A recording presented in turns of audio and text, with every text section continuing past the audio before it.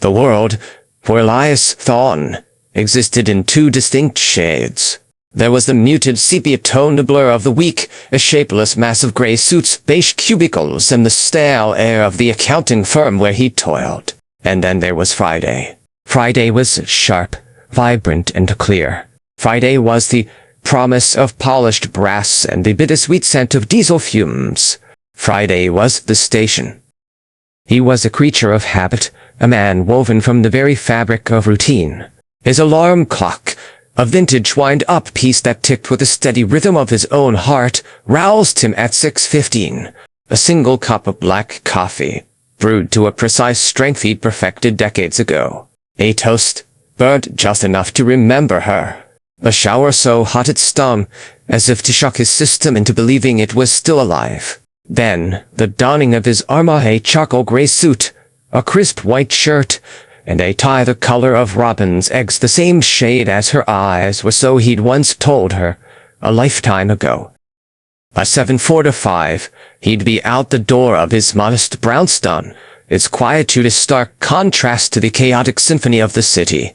He'd walk with a brisk, measured pace, the soles of his shoes clicking a familiar rhythm on the pavement, a sound he'd heard in his mind's ear for 52 years. He didn't see the new coffee shop that had replaced the old bookstore or the teenagers skateboarding on the corner. He saw only the way ahead, leading to the one place where time stood still. The station was a grand, cavernous cathedral of transit. A century-old structure of iron and glass, its vaulted ceiling held aloft by intricate steelwork, letting in the hazy London light that fell in dusty shafts onto the scuffed marble floor. To most, it was a place of frantic movement, of shouted announcements, of snatched farewells and tearful reunions. A waypoint, a necessity. To Elias, it was a sanctuary. His pilgrimage began at the main entrance, passing beneath the great clock that had been his witness for over half a century. He'd pause, as he always did, to look up at its worn Roman numeral face, its hands seemingly as slow and eternal as his own waiting. Then, he would make his way to the bench. It was a specific bench, not the most comfortable, nor the one with the best view. It was the third bench on the left as you faced the departure boards for Platform 9, a slightly worn, dark-colored seat with a brass plaque affixed to it that read, an ornate script in loving memory. He didn't know who the bench was for. He didn't care. It was his bench. He'd sit, placing his worn leather briefcase at his feet, a briefcase that hadn't contained any work-related documents in decades. He'd fold his hands over his walking stick, the head of which was a polished, smooth-worn eagle, and he would watch. For hours, Elias would sit. He saw the whole world pass him by. He saw the frantic businessman, phone pressed to his ear, barking orders to an unseen subordinate. He saw the young mother wrestling a squalling toddler in a diaper bag, her face a mask of beleaguered love. He saw the giddy teenagers, their laughter sharp and bright as they huddled together, lost in their own world. He saw the lovers, their heads bent close, their whispers of private defiance against the noise. They were all characters in a play, and he was the silent, perennial audience. He didn't just see them. He imagined their stories. The frantic businessman wasn't a bully. He was a man racing home to see his daughter's first school play. The young mother was a hero, not a martyr. The lovers were a modern-day Romeo and Juliet, fleeing their disapproving families. He wove their lives into elaborate textures, creating grand narratives out of fleeting moments, filling the silence of his own story with the imagined noise of theirs. His favorite game, the one that kept the sharp edge of time at bay, was the game of who. He'd pick a stranger, a girl with a red scarf, a man with a peculiar limp, and trace their journey. "Where are you going?" he would whisper to himself. "Who is waiting for you?" It was a way of pretending he was a part of the flow, a participant in the grand, beautiful chaos of human connection, rather than a man stranded on a deserted island of his own making. Then, the train would come. The air would shimmer with a sudden, collective energy. The crowd would press forward, a single organism with 1,000 different destinations. The train itself would glide in, a sleek, metallic serpent, its windows dark and unreadable. The doors would hiss open, and a torrent of humanity would pour out, and Elias would watch. His breath would catch in his throat, the way it had done every time for 52 years. His hands would tighten on his eagle-headed stick. His eyes, a pale watery blue, would stem the faces of the disembarking passengers with a desperate, aching hope. He was always looking for a flash of chestnut hair, a laugh that sounded like silver bells, a pair of eyes the color of robin's eggs. He was waiting for Eleanor.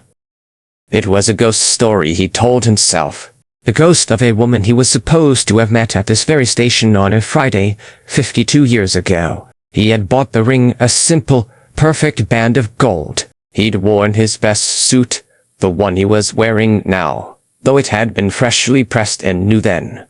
He'd clutched the small velvet box so tightly in his pocket that the tips of his fingers had gone numb. The plan was simple. She would arrive on the 5:15 from Edinburgh. He would be waiting. They would go for a walk by the river, the lights of the city glittering on the water, and he would ask her to be his wife. But she never got off the train. He had waited all night. The station had emptied. The last train had long since departed, and he was alone with a janitor and the echo of his own heartbeat. He'd convinced himself she had simply missed it, that there was some mundane, perfectly logical reason. He'd come back the next Friday, and the next, and the next. He'd never stopped. The hope had fossilized, becoming a part of his very bones. He'd built his entire existence around that one frozen moment. He gave up his friends, who he saw as a distraction. He gave up his career, shuffling through his days at the accounting firm with a polite, vacant smile, never seeking promotion, never forming attachments. He gave up everything except for this one ritual, the one thing that made the week bearable. The only time he spoke, beyond a mumbled thank you to the news agent or a curt nod to his supervisor, was to his bench. "Not today, my love," he'd whisper, as the crowd thinned and the platform grew quiet. "Perhaps next Friday."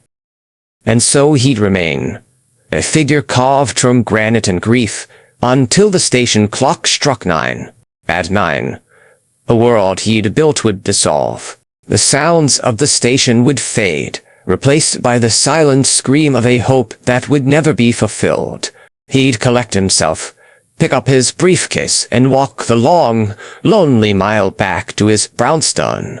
There he would take off his suit, hang it in the wardrobe next to a dozen identical suits, and sit in his armchair staring at nothing, waiting for the week to end and the cycle to begin again. This was his life. This was his hell. One Friday, a freak storm, a sudden squall of rain that lashed against the great glass roof and sent commuters scurrying for cover, changed the course of everything. The station, normally a bastion of orderly chaos, was plunged into a different kind of frantic energy.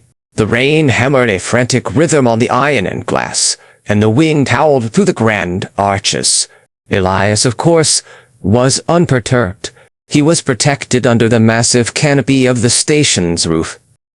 He was deep in his ritual, lost in the creation of a story for a young woman in a military uniform who was clutching a duffel bag. He imagined her returning from deployment, the boy she was waiting for having no idea she was coming. He was just picturing the tearful reunion, the embrace, the joy, when a voice cut through the din of the storm and the station's announcements. "You get the worst of it over here." Startled, Elias blinked and looked up. The woman standing in front of him was a splash of warmth in the gray world of the station. She was perhaps 70, with a riot of silver curls and a brilliant, green raincoat that was dripping on the floor. She held a short, yellow umbrella that was clearly no match for the storm. She was smiling, a wide, generous smile that crinkled the corners of her eyes. "You looked a bit lonely," she continued, her voice a warm, musical burr. "Mind if I wait out this deluge with you? Without waiting for an answer, she sat down on the bench a little closer to him than he was used to. She smelled of damp wool and something floral, like honeysuckle. Elias stared at her, his mind grinding to a halt. His carefully constructed routine, his sacred, inviolable space, had been breached. "For the rain," he stammered, gesturing vaguely upwards. "Yes. Quite a show, isn't it?" she said, her eyes twinkling as she looked at the rivulets of water cascading down the great windows. "Makes you feel alive, doesn't it? All that power." She shook her head, a few droplets of water flicking onto the sleeve of his suit. He flinched, but she didn't seem to notice. "I'm Clara, by the way."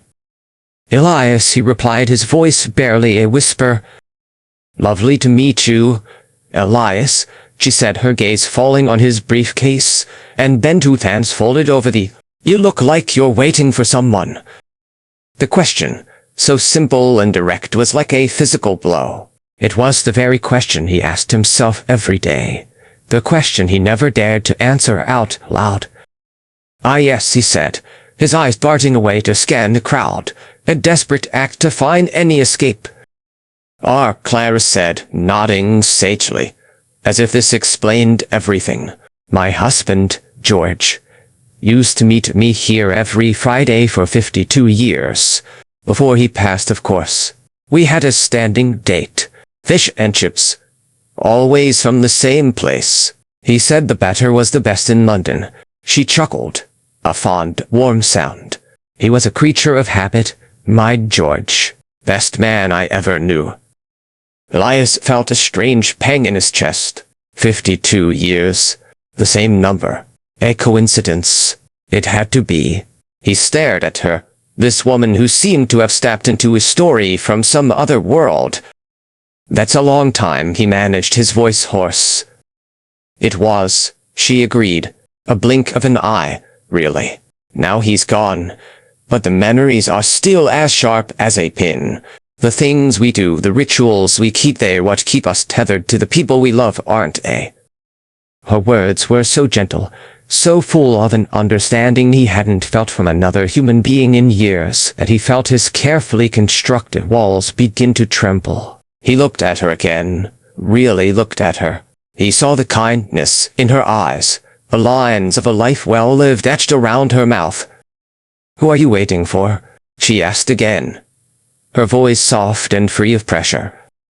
This time, the words seemed to bubble up from a deep, uncharted well inside him. "Eleanor," he breathed. "I'm waiting for Eleanor." Clara didn't flinch. She didn't look at him as if he were crazy. She just nodded, a small, understanding smile on her lips. "I see," she said. "And where is Eleanor coming from?" "Edinburgh," he said, the word tasting dusty and dry. "She's coming on the 5:15. She's going to be here any moment." His eyes, now wide with a desperate sincerity, searched the platform for the train that was long gone. "Is it a good story, Elias?" Clara asked, her voice barely audible over the storm. "The one you tell yourself?" He looked at her, his face a mask of confusion. "What story?" "The story of you and Eleanor," she said, her gaze penetrating his defenses. "Who was she? What did she look like? Why is she coming here?" No one had ever asked him that. He had never told anyone. He had kept the memory of her, the vague, beautiful ghost he had constructed, locked away so tightly that the details had begun to blur. He'd spent so long waiting for her, he'd forgotten who she was. Her hair was the color of chestnuts. He began, his voice trembling. "I bought her a ring, a gold band, for this day." He gestured helplessly towards his pocket, forgetting the ring had been sold to pay for his mother's funeral a decade ago. "What else?" Clara prompted, leaning forward. He closed his eyes, trying to conjure her face. She loved to sing. Her laugh was like music. He felt a desperate, searing pain. She could see the beauty in everything. In a leaf, in a puddle on the street, everything. But even as he said it, he knew something was wrong. The words felt hollow, like lines he'd memorized but never understood. The face he was trying to picture was a blur, a collection of random features he'd assembled from the women he saw every day. The chestnut hair was the color of a commuter's he'd seen a few weeks ago. The laugh wasn't it Eleanor's, it was Clara's, the one she'd just used. He had been telling himself a story for so long, he'd lost the author. "Who are you waiting for?" Clara asked again, her voice gentle but insistent.